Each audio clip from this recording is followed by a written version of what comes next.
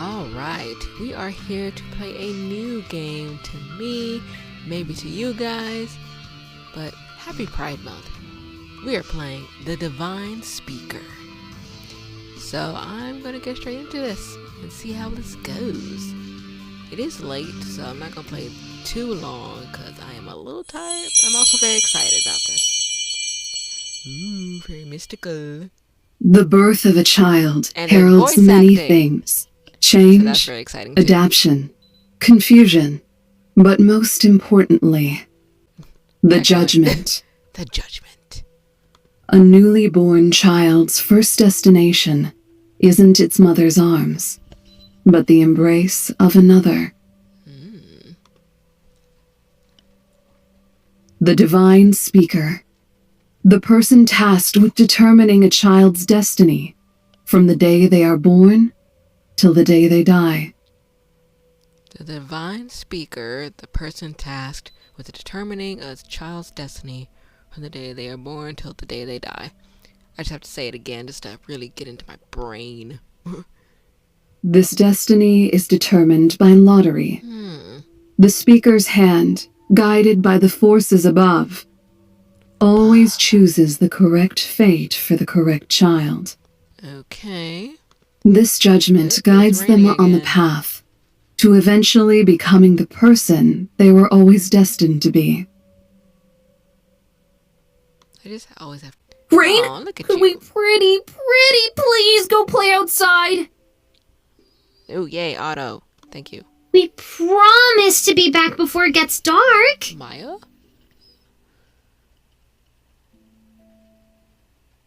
I quickly glanced over in the matron's direction, and she gave me well, I didn't really have the authority to tell them what they could do, but they never stopped coming to ask me. Oh, well, I don't mind. They knew I could never say no to them. All right, but make sure to be back before sundown. And don't go anywhere close to the forest, okay? Yay! Thank you, Rain. Tobias. We promise we won't. But why aren't we allowed to ever play there? Can we go when we're adults? No, you can't. There you go. But why? It's not fair.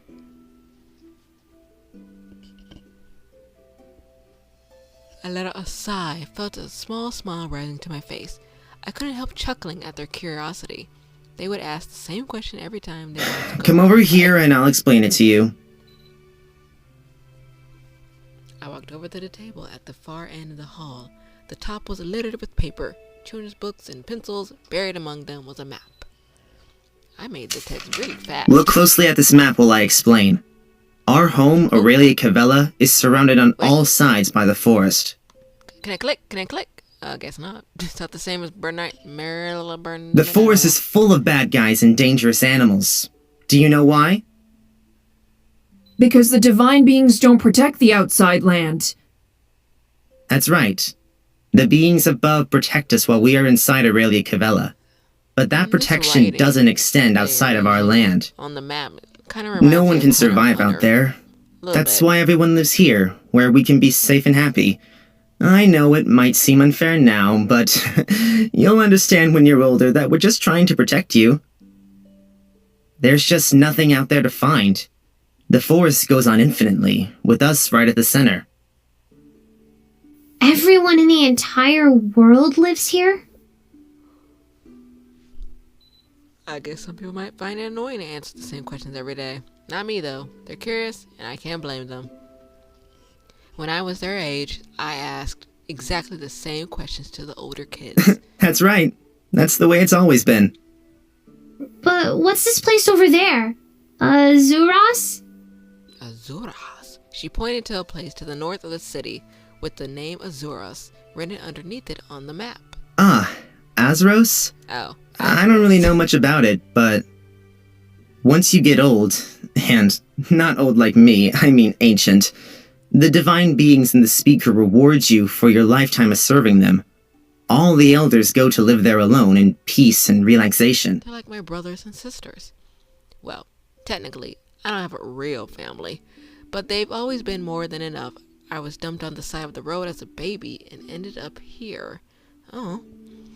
I never knew my parents, so it's hard to be angry about it when growing up here has been so good. Rain, may I speak with you for a moment? Matron. I looked up towards that voice that I knew so well. The matron of my orphanage, a tough woman but caring beyond belief. She looked after me my entire life along with dozens of other children. Of course, ma'am. What do you need? I hope it was okay to let the children out to play for the day. No, it's nothing about that. I'd just like to have a chat. You've been with us for a long time already. I found you in the gutters about 18 years ago today. In the gutters. Has it really been that long already? It's true that I should be coming of age about now, so she probably thinks it's about time for me to be moving on. Yes, it has been a long time. If you give me a few days, I'll say goodbye to the children and start packing up. What? I think you misunderstand. She reached into her pocket and pulled out a small envelope. This is for you. Happy birthday. Go and get yourself something nice. Oh, she seems nice. She smiled at me, so full of warmth, but it quickly changed Also, to a scowl. Oh. don't think you're getting out of here anytime soon. I'd go out of my mind answering those questions every day. We're good for now. She pushed the envelope into my hands and walked away, brusque as ever. Thank you so much, ma'am. I'll head out and pick up the groceries you asked me to get earlier then. Be back soon. Envelope in my hands, white and simple. This is the first time I've ever been given. I'm scared to open it. I almost want to leave it sealed. It's kind of scary being given something out of nowhere. Curiosity was beginning to get the better of me, though it's always been a problem of mine. Okay. 3, 2, 1, go! I tore the seal open in one fell swoop. Oh my. Money. By the gods. Inside was 10 marks, which was more money than I'd had in my entire life, and a letter. Let's see. Dear Rain. Dear Rain, happy birthday, my dear. I'm sorry we These couldn't are afford much to gorgeous. give you, but I hope it's enough for you to get something you One like. reason why I got this The game. kids have been This saving up looks so just good. for you. From the day I found you, I've always thought of you as a son. Now that you're of age, it won't be long until you will be matched up yourself and have your own children. Until that day, please stay with us at the orphanage. Both the children and I would be lost without you. I'm sure if your parents saw you now, they would be proud of you, just Sounds like very I am. lovingly, just Yours, very nice. Matron Arala.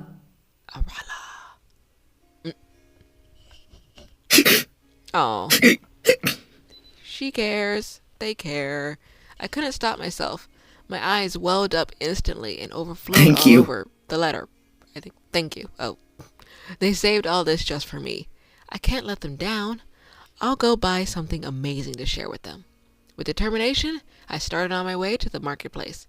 Envelope and money buried in my I clothing. understand your frustrations about our failed crops. He does look cool. But do not worry yourselves, for the beings above have a reason for everything. Soon you will see why they have put you through these trials. Yes, Lord Speaker. The failed crops. I think I heard a little about the situation from the matron. It seemed this was the first time in hundreds of years that they had failed as badly, and there's some worry about whether we'll have enough or not this winter. Yes, Lord Speaker.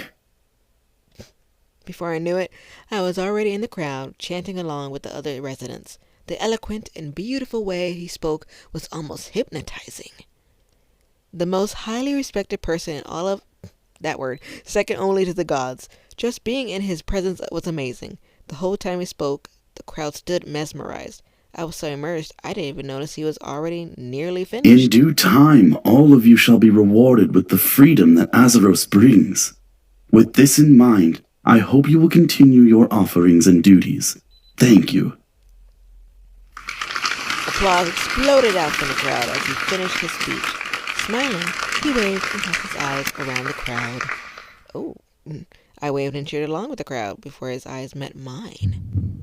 Almost instantly, a shock ran through my body. Oh, the shock changed to heat, and the heat changed to burning. Before I knew it, I crumpled to the ground, gasping for air, but it felt like my lungs were on fire. Every breath burnt my insides even more. Everyone around was watching me, but worst of all were his eyes. The speakers. I could still feel his eyes boring into me, as if he could see everything, even secrets you kept in the deepest parts of your soul. I have to escape them now.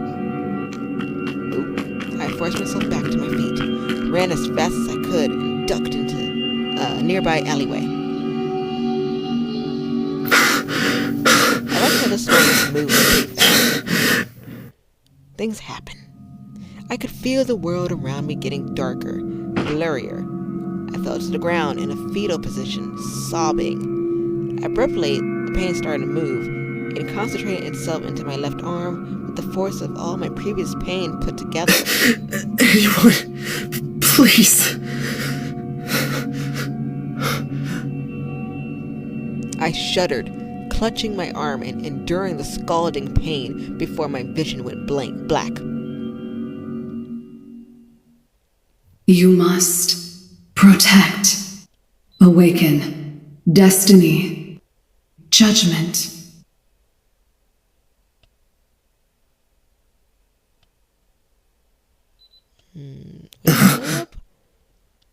I blinked a few times, trying to work out where I was.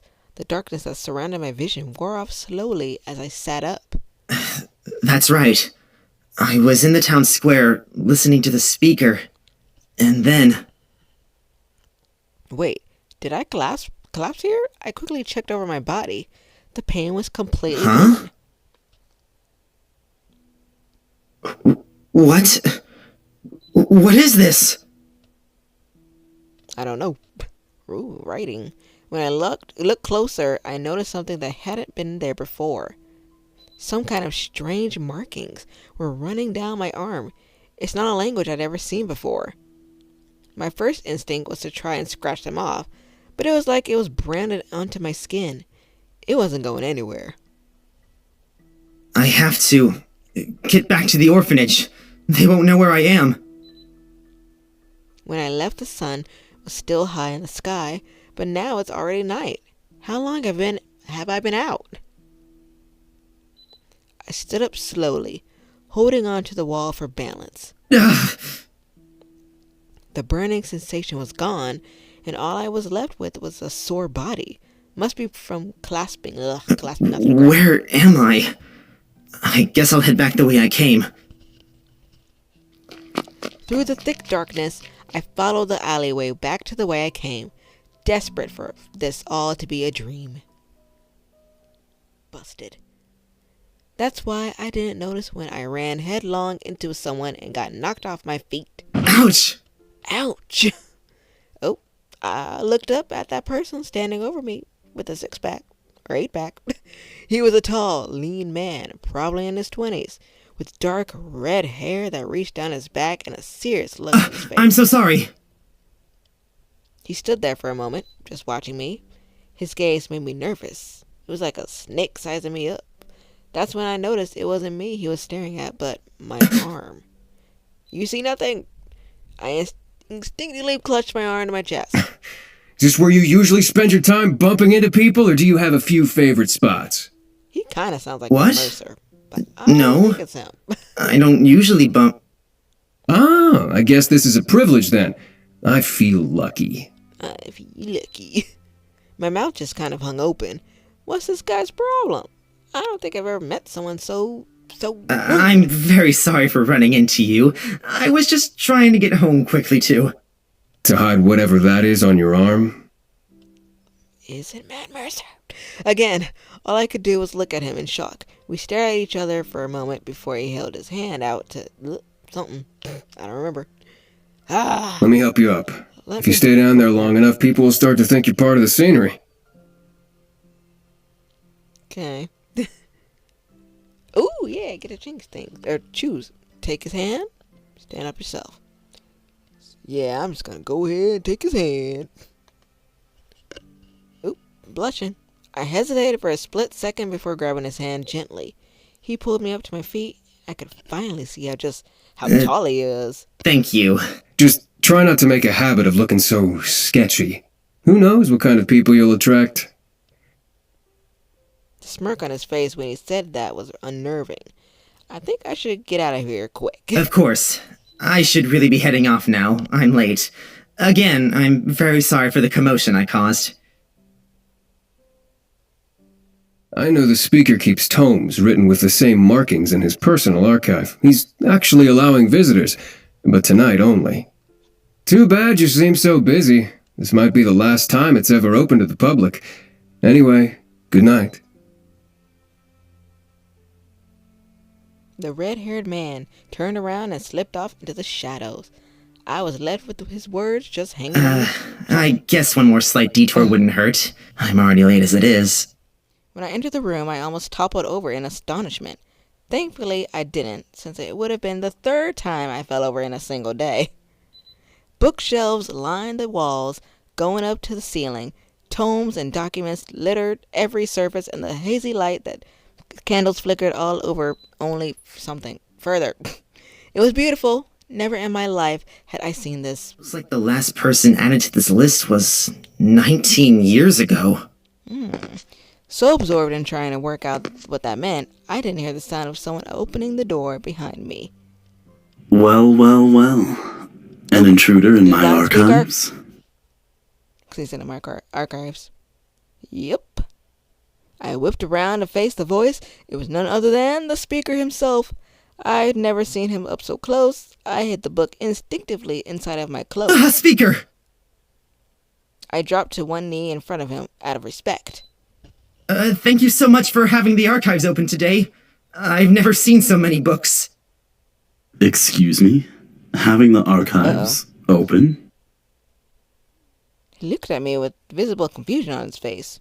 That's Allow right. The man in the town square. Lied. He told me. Wait, what? I definitely heard him right. He said it was open to everyone. Then why does the speaker look like he knows nothing about it? I'm not sure who told you what, but my archives are off limits to all but myself. Yeah. Behind him, I could see guards appearing from every direction. Trespassing in a restricted zone is an act of treachery. The only punishment fit for someone betraying their own home is death. Can I get a slap on the wrist?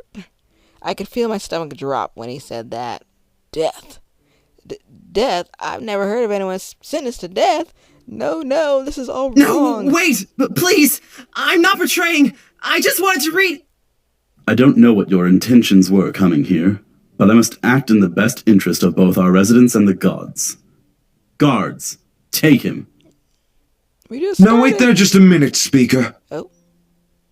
Someone else? I could see someone pushing through all the guards, making their way to the front of the crowd. It was our Lord, who works with the Speaker to uphold our lands. We're not equipped to suddenly have a public execution, Sir Speaker. Oh. We haven't needed one in years. In this case, I think it would be best to exile him. Being out there in the forest is a death sentence anyway. Oh. My heart dropped even further.